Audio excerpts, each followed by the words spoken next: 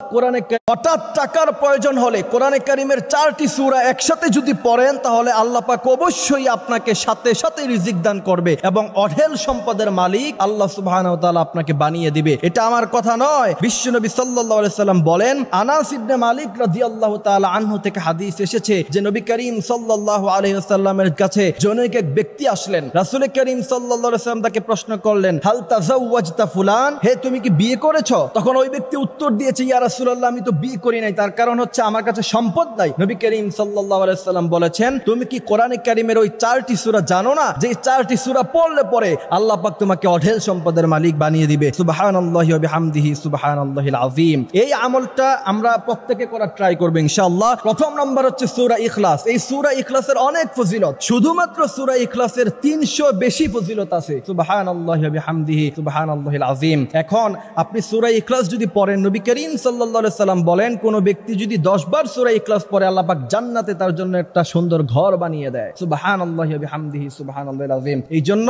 প্রথম নাম্বার হচ্ছে সূরা ইখলাস, এটা আমরা নিয়মিত পড়ব। দ্বিতীয় নাম্বার হচ্ছে সূরা নসর।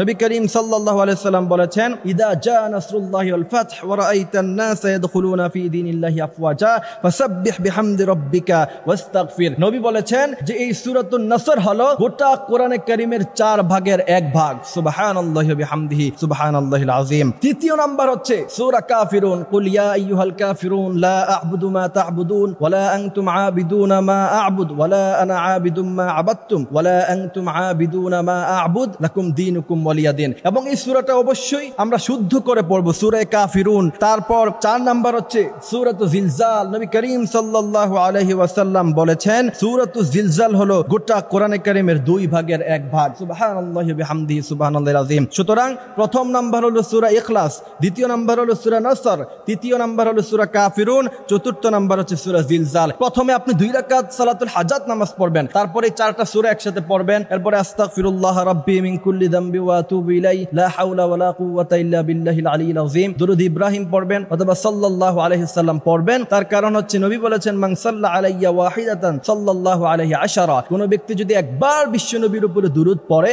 বিশ্বনবী বলেন আল্লাহ পাক 10 বার তার উপরে রহমত নাজিল করে। এরপরে যদি আপনি আমলটা করার পরে আল্লাহ পাকের কাছে চাইতে পারেন, আল্লাহ বলেন, ইন্না রাব্বাকা ইয়াবসুতুর রিজকা লিমান ইয়াশা ওয়া ইয়াকদির। আমার কাছে অজস্র আছে, অসংখ্য আছে, তুমি কত চাও আমি আল্লাহ তোমাকে দিয়ে ভরপুর করে দিব। এই জন্য আমরা অবশ্যই এই আমলটি করব ইনশাআল্লাহ। আল্লাহ পাক আমাদেরকে আমলটি করার তৌফিক দান করুক, আমিন। এই সাগরের নিচে যে মাছগুলো থাকে লক্ষ লক্ষ কোটি কোটি, কোনোদিন সুদ খায়, ঘুষ খায়, জুলুম করে, ওদেরকে কে খাওয়ায়?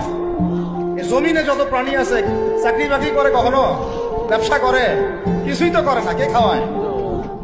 তা আমাকে সুদি খাওয়া লাগলো, আমাকে রিজিকের জন্য সুদি খাওয়া লাগলো, হ্যাঁ?